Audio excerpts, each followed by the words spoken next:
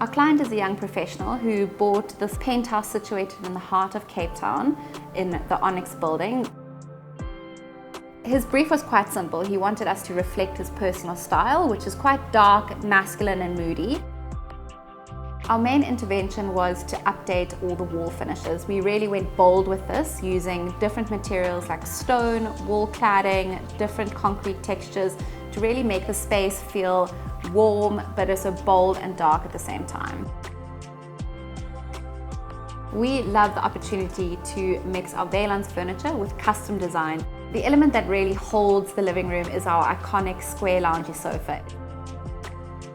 Our beautiful Jackie chairs in the brown leather serve to really warm up the open plan dining and living space. Seeing as we are in the Onyx building here in Cape Town, we really wanted to go for a luxury boutique feel in the bedrooms. We did this by creating custom headboards, hanging beautiful glass pendants, and layering the textures through the bedding and the wallpaper. We wanted the bathrooms to feel more bespoke, so we added a lot of styling elements as well as beautiful art. Our favorite piece is the Keith Haring print in the master bathroom. This apartment has an incredible rooftop deck that spans across the entire area of the apartment.